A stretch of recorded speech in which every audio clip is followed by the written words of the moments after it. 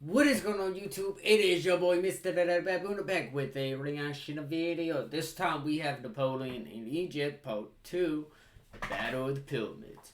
So we're going to react to this, all that good stuff, you know what I'm saying? Check the description, I have the video and the channel link down below in the description. If you guys want to check it out, you guys can. So with that being said, we are going to go ahead and jump right into this. Boom. River, July 7th, 1798. The mood of the officers has turned. Nile River, July 7th, 1798. My bad. The mood of the officers has turned. They've been in the desert for a week. Their men are exhausted, and some think Napoleon has finally gone too far. General Murat is the most blunt. Napoleon has mismanaged this expedition, he says. The troops are going mad and dying of thirst. This operation was hasty and poorly planned. The British fleet could trap them here at any minute. They should withdraw, secure the Mediterranean, then return under better conditions. Others nod. Murat's words carry weight. At 28, he's young, the same age as Napoleon, but he's also a hero of the revolution. The first man to lead troops in singing the revolutionary anthem, La Marseillaise. Yet Napoleon coldly shuts him down. They will continue to Cairo. General Murat, however, takes a different route. The morning after the showdown, Murat, knowing his career is over and the expedition doomed, rides into the desert and shoots himself. Yet another soldier lost to Napoleon's ambition. Damn! I did not know that. Thanks so much to Trade Coffee for keeping us history-loving beans caffeinated.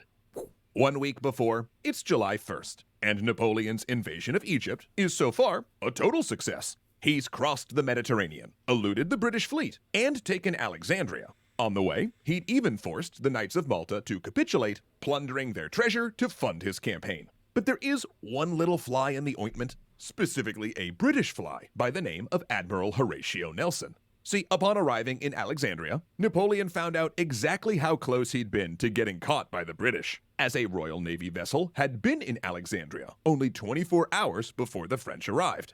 That meant that the British would find them here soon enough, so he began drawing up his fleet to defend Alexandria against this inevitable naval attack, lest they be defeated at sea and stranded in Egypt. Then, with his naval situation definitely very secure, he prepared Egypt for his rule.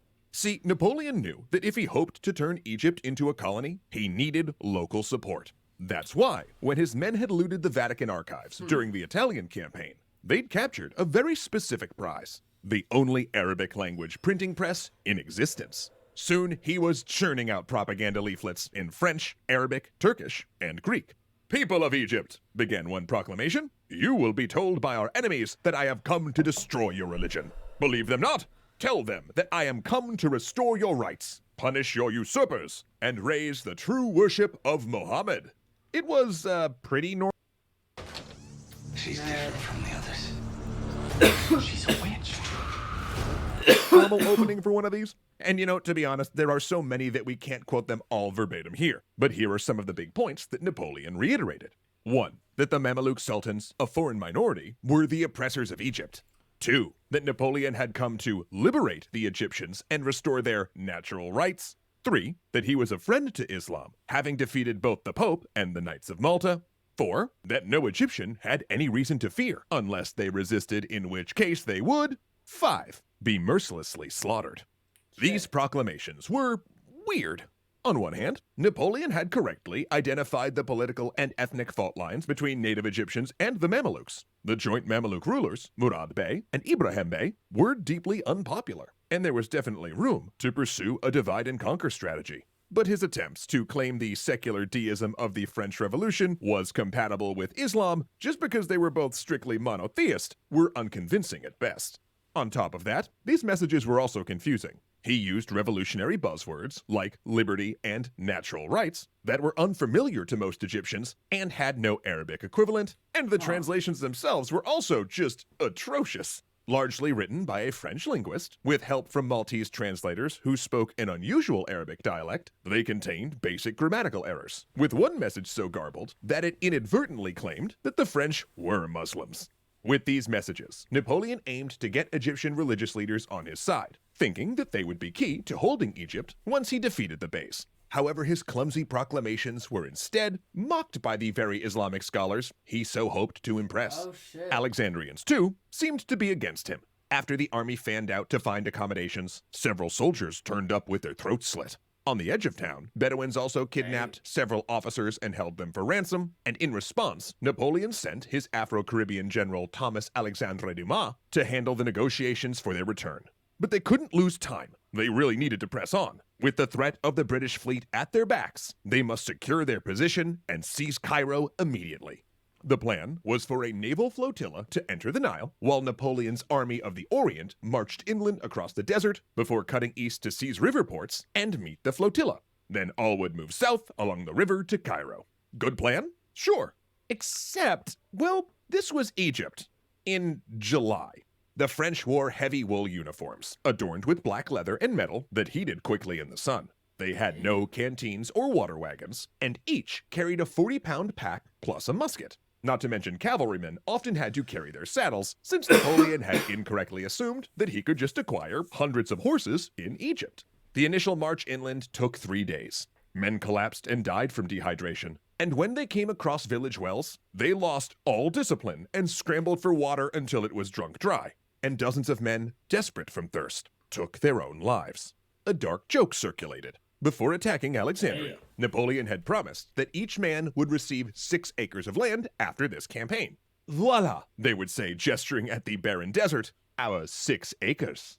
Meanwhile, Bedouins stalked the marching column, harrying and killing any stragglers. They even snatched soldiers and executed them within view of their comrades, just out of musket range.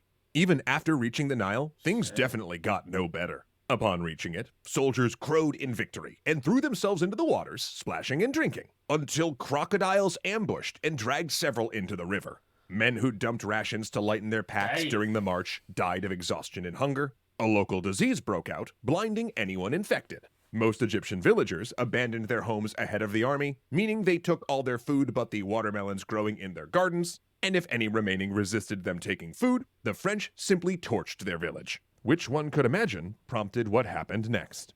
One day, a woman approached a French officer carrying a baby, but when she got close, she drew a pair of shears and gouged out his eyes.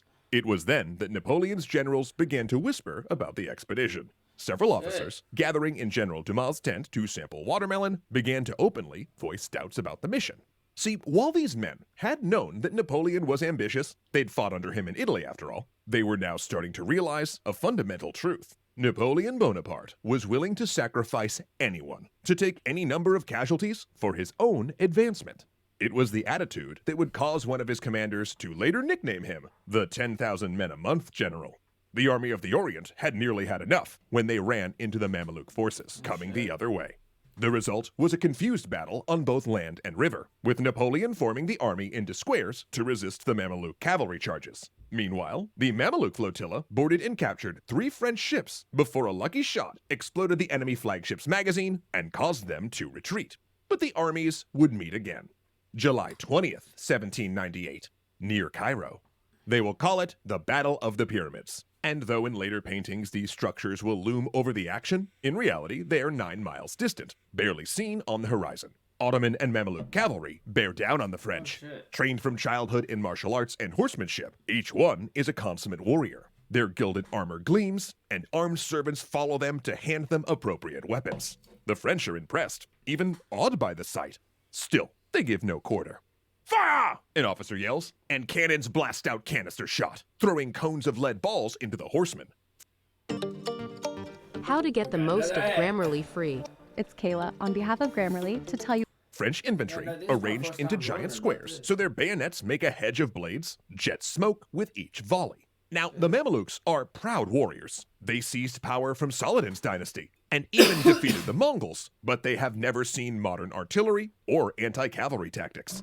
The Mameluke horses scream and turn aside, terrified by the bursting artillery shells. Those that do reach the French wheel away, unable to find an opening to charge, and shying away from the wounding blades. Even firing into the French ranks does nothing, with wounded men pulled into the center of the squares and quickly replaced. Then, the horsemen try to rush between 2 squares to get behind, but it only puts them into a crossfire. 10,000 Mamelukes die by the River Nile, killing less than 300 French invaders. For days, French soldiers will drag bodies out of the water to loot for coins and treasure. In one day of slaughter, That's it? Napoleon has gained it, Cairo. please? But can he hold it? Well, Yeah, I've no, read the that's script for Ep3, and let me tell you, trouble is really brewing. Napoleon's situation is about to become a real grind as the French press on in their campaign. Zoe, how many more coffee puns do I have to do to make this a smooth transition? Okay, well then, allow me to espresso how much I love talking. Definitely interesting. I wonder what the next one's gonna be. Cause like I don't really know much about this, so like I'm just trying to listen and take in the information. You know what I mean? Does that make sense? Let me know what you guys' thoughts are down below in the comments. Like, comment, subscribe, ring the bell so that way you guys get notified for the next video. Whether it's a reaction video, a gaming video, a past live stream. Let me know down below. I will see you guys in the next video in part 3, Napoleon in Egypt.